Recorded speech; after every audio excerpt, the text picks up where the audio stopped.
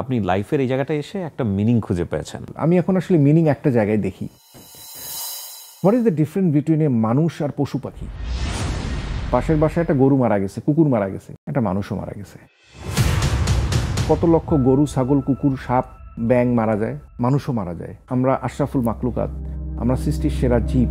তাহলে ওই ব্যাঙ আর ওই মানুষটার মধ্যে তফাৎ কী হলো? তাহলে আমার এই বেঁচে থাকাটার অর্থ কী?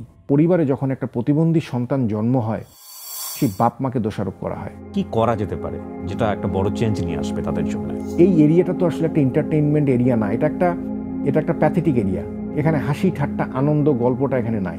মানুষ যখন বিপদে পড়ে তখন সে আসলে তার রিয়াল লাইফটাকে বুঝতে পারে। ওই এক সেকেন্ডে ওর পুরো লাইফটা রিওয়াইন্ড করতে পারছে। পাইপের সাহায্যে প্রস্রাব করতে হয় দিনে 6 বার। 14 ইঞ্চি ব্লাডার আমার পেনিসের ভিতর দিয়ে আমার ব্লাডার থেকে ইউরিন বের করতে হয় দিনে 6 বার। লাস্ট 10 ইয়ার্স এবং সারা জীবন এটা কোনোদিন ঠিক হবে না। আমি যতদিন বেঁচে থাকবো আমাকে এটা করতে হবে। অনেকেই জিজ্ঞেস করছে যে আমার ওয়াইফ কি আমার সাথে থাকে?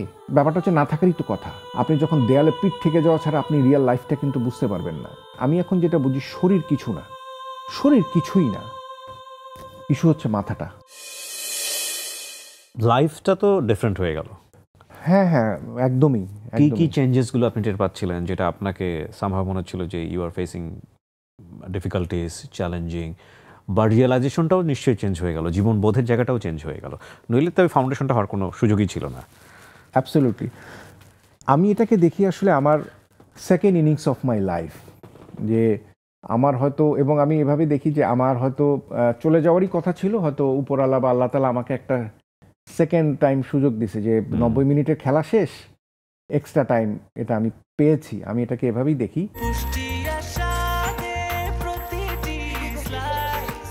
ব্রেকফাস্ট, টিফিন কিংবা স্ন্যাক টাইমে মজাদার আয়োজন মানে অল টাইম ব্রেড।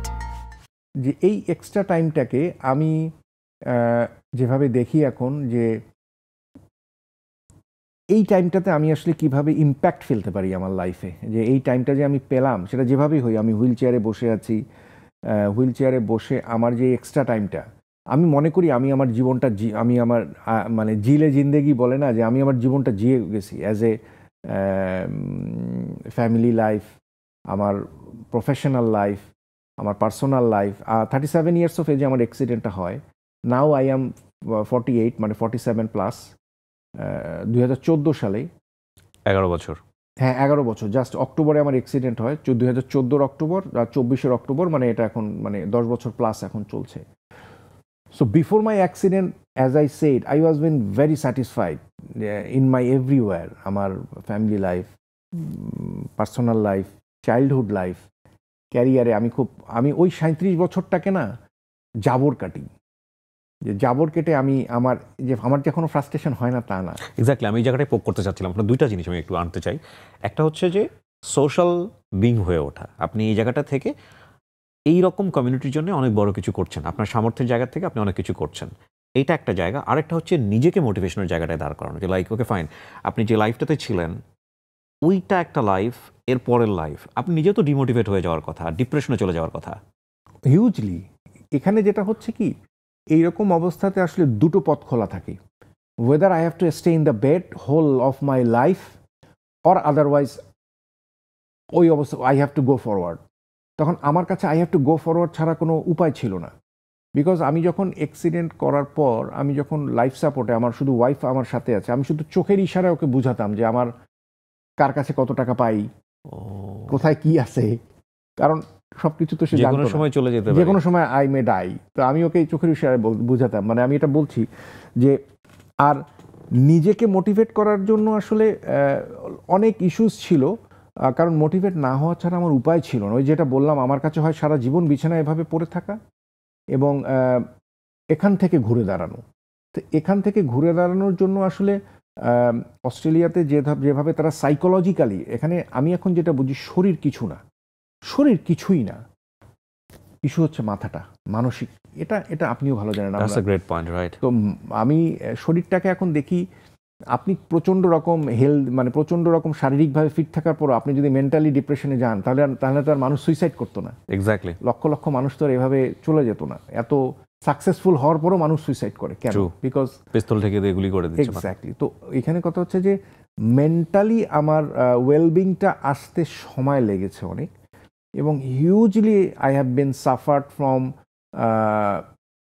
রিয়েলাইজেশন, যেটা বলছেন না, যে আসলে মানুষ যখন বিপদে পড়ে তখন সে আসলে তার রিয়েল লাইফটাকে বুঝতে পারে। আপনি এলিমেন্টসগুলো বলবেন কিনা যেটা আপনাকে হেল্প করেছে হ্যাঁ, অনেক কিছু? ওইটা বলছি। তার আগে আমি বলি যে রিয়েলাইজেশনের ক্ষেত্রে আমি দেখেছি যে কে আমার বন্ধু, কে আমার বিপদের বন্ধু, কে আমার সুখের বন্ধু, এবং ওই জিনিসটা না আমাকে প্রচণ্ডভাবে কি বলবো, আমাকে লাইফটাকে বুঝতে শিখেছে। কারণ মানুষ যখন কোনো বিপদে না পারে, বা আপনি যখন দেয়ালে পিঠ থেকে যাওয়া ছাড়া আপনি রিয়েল লাইফটা কিন্তু বুঝতে পারবেন না। তো ওইটা একটা ইস্যু ছিল। আর ঘুরে দাঁড়ানোর ক্ষেত্রে যে এলিমেন্টগুলো সবচেয়ে বেশি কাজ করছে, যে আমাকে আমার কারণে আমার ফ্যামিলি খুবই এফেক্টেড হয়ে যাচ্ছিল। মাই ওয়াইফ, মাই চিলড্রেন, আমার বাবা মা। মাই ফাদার ডায়েড ইন 2019-এ, এবং আমার অ্যাক্সিডেন্টের পরেই উনি একদম মেন্টালি হয়ে গেছে, মানে ডেভাস্টেড হয়ে গেছে। উনি একটু অসুস্থ ছিলেন, ওনার রিউমেটিক আর্থাইটিস ছিল, বাট আমার অ্যাক্সিডেন্টের পর থেকে উনি একদম পুরোপুরি মানে বেড রিডেন হয়ে যায়, খুবই খুবই মেন্টালি ভেঙে যায়। আমি এক ছেলে, আমার আরেকটি বোন আছে, বাট আমার আগের লাইফটাকে উনি রিলেট করতে, যে আমার আজকের এই অবস্থা, আমি আর কোনোদিন হাঁটাচলা করতে পারবো না, এবং আমি কোনোদিনই এরকম একটা পরিস্থিতিতে একটা পিতার জন্য এর মেনে নেওয়াটা খুবই টাফ। সো এই ব্যাপারগুলোকে ট্যাকেল দেওয়ার জন্য আমার ওয়াইফ, আমার বাচ্চাকে ঠিক অবস্থাতে রাখার জন্য আমার ঘুরে দাঁড়াইতেই হবে, আমার এরকম একটা মেন্টালিটি হয়েছিল। বিকজ আমি যদি ওভাবেই সারা জীবন থাকতাম তাহলে তারা আরও মেন্টালি ব্রেকডাউন হয়ে যেত। So you feel the responsibility?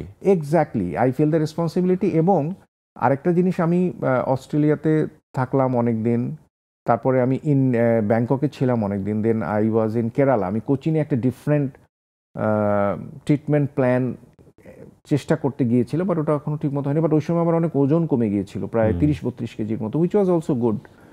তো বাংলাদেশে সিআরপিতে থাকাকালীন আসলে আমার মেইন ট্রান্সফরমেশনটা হয়। ওকে।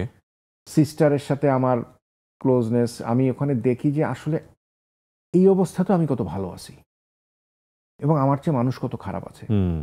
ওই জিনিসটা আমি সিআরপিতে এসে দেখতে পারি, যে বাংলাদেশের, আমাদের এখানকার আসলে কি অবস্থা। যে তখন আমি বুঝতে পারি যে আমি তো ওদের চেয়ে অনেক ভালো আছি। সো ওয়াই নট আমি আরেকটু আমার নিজেকে ফিট করে চেষ্টা করে আমি কিছু করার চেষ্টা করি সোসাইটিতে। এবং ওই সময়টাতে আসলে আমি দেখছি যে আসলে আমরা যে আসলে মানুষ সুস্থ থাকা অবস্থায়, আমি যেরকম সারাদিন রাত প্রফেশনাল ক্যারিয়ার নিয়ে পড়ে থাকতাম, খালি মানে আমার কী হবে লাইফে, কবে বিদেশ যাব, কবে টাকা কামাবো, আসলে এগুলো কিচ্ছু না। বিকজ আমি ওইটা চিন্তাই করে নিছিলাম যে আমি যখন ওই যে আমার ওই অপারেশন থিয়েটারে, যে আমি তো মারা যাচ্ছি, আমি তো জানি না তো মারা গেলে কি হবে, মারা গেলে তো সবই শেষ হয়ে গেল।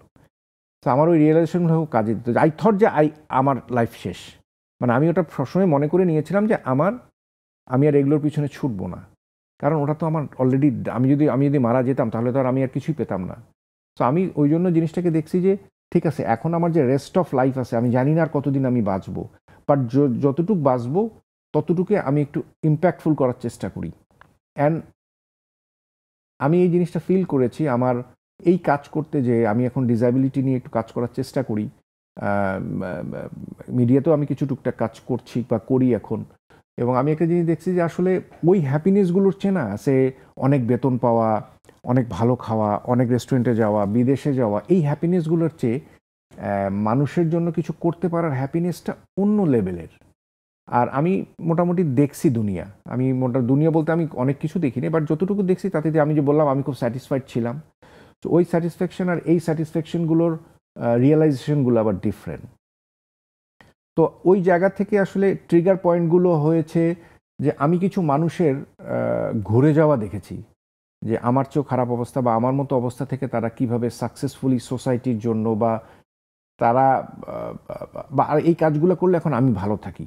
মানে আমি যত বেশি এখন এই কাজগুলোর মধ্যে ইনভলভ থাকি, বিকজ আমার সিচুয়েশন কিন্তু অনেক টাফ কীরকম বলি, আমাকে দিনে 6 বার ক্যাথেটার করতে হয়। Do you know what is catheter করা? ক্যাথেটার করা মানে হচ্ছে যে আমাকে পাইপের সাহায্যে প্রস্রাব করতে হয় দিনে 6 বার। ওকে। 14 ইঞ্চি ব্লাডার আমার পেনিসের ভিতর দিয়ে আমার ব্লাডার থেকে ইউরিন বের করতে হয় দিনে 6 বার। আমার লাইফ এভাবে, বিকজ আমার বাওয়েল ব্লাডার কন্ট্রোলে না, আমার পায়খানা প্রস্রাব কন্ট্রোলে না, আমার এই যে সবসময় একটা ইউরিনাল ব্যাগ লাগানো থাকে। And it's been 10 years? No, yes, from last 10 years, এবং সারা জীবন এটা কোনোদিন ঠিক হবে না। আমি যতদিন বেঁচে থাকবো আমাকে এটা করতে হবে। আমি প্রতিদিন দিনে 6 বার করে ক্যাথেটার করি, এখানে আসার আগেও ক্যাথেটার করে আসছি, যে রাতে ঘুমানোর আগে ক্যাথেটার করবো। আমার বাউল ব্লাডার যেহেতু কন্ট্রোলে না, এটারও একটা খুব মানে খুব টাফ স্টোরি আছে। অস্ট্রেলিয়াতে প্রথমে আমাকে জানানো হয় 10 দিন 15 দিনের মধ্যে যে আমি আর কোনোদিন দাঁড়াতে পারবো না, তারা আমাকে জানায়। তার ঠিক 1 সপ্তাহ পরে দাঁড়ায় যে আমি আর জীবনে কোনোদিন হাঁটতে পারবো না। তার ঠিক 1-2 সপ্তাহ পরে জানায় যে আমার বাউল ব্লাডারও জীবনে কোনোদিন ফিরে আসবে না। মানে আমার ইনজুরি লেভেলটা এত হাই, আমি যেটা বারবার বলছিলাম যে এই জিনিসগুলো আমার জীবনে কোনোদিন আসবে না। এবং আমি তখনই ডিসাইড করে ফেলেছিলাম you being okay for conjugal life, like সংসারের জন্য আপনার যে পরিমাণ ফিট থাকা প্রয়োজন আপনি সেটা ফিট আছেন, লাইক আপনার ওয়াইফের স্যাক্রিফাইস লেভেলটাও তো আমরা আনতে চাই আজকের অনুষ্ঠানে। এইটাই আমি বলছি যে why I am being doing all this, why I am being try to being active like this. So yes, of course আপনি যে পয়েন্টটাকে আনলেন, আমার ওয়াইফের তো একটা জীবন আছে। হ্যাঁ, আমি আলহামদুলিল্লাহ এটার দিক থেকে হয়তো আমি আমার বেটার হাফ আমাকে যেভাবে সাপোর্ট করে, স্টিল আমাদের মধ্যে প্রচুর ঝগড়াঝাটি হয়, এই হয় সে, but she was with me and she supported me like. এবং আমার আমার এই ফেজে এসে মনে হচ্ছে ওনাকে আমাদের অনুষ্ঠানের প্রয়োজন ছিল এবং ওনাকে এই প্রশ্নটা আমার করা খুব দরকার ছিল। আমি যেটা করতাম, যেটা আপনাকে করে আমি অ্যান্সার পাবো না, সেটা হচ্ছে উনি এই যেহেতু she is a doctor, and she is also very successful career. She just recently completed her double masters like in a আপনাকে scholarship. কখনো এই ফিল্টার মধ্যে রাখে নাই আমার ধারণা, যে আপনাকে একটা স্পেশাল কেয়ার নিতে হচ্ছে বা আপনার প্রতি একটা স্পেশাল দায়িত্ব নিতে হচ্ছে বা আপনি অনেক দুর্বল হয়ে গেছেন আগের চাইতে। এই ফিল্টার নিশ্চয়ই আপনাকে 10 ইয়ার্সে কখনো দেয়নি উনি, আমার এটা বিশ্বাস। না, এটা দেয়নি কখনো। এবং আরেকটা মজার ব্যাপার হচ্ছে যে আমাকে সবাই অনেকেই জিজ্ঞেস করছে যে আমার ওয়াইফ কি আমার সাথে থাকে। মানে ব্যাপারটা হচ্ছে না থাকারই তো কথা।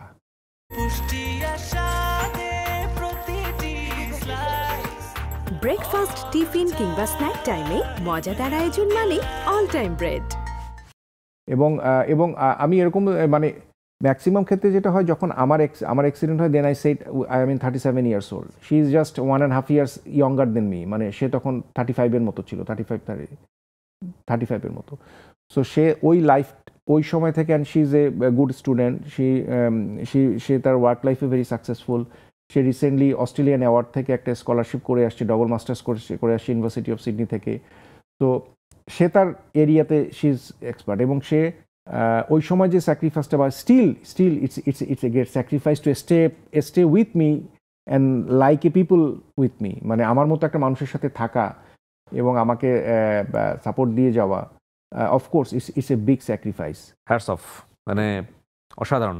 আসলে she is the prime guest আজকের অনুষ্ঠানের, but we are actually missing you. আমাদের অনুষ্ঠান থেকে আপনার জন্য অনেক বড় রেসপেক্ট।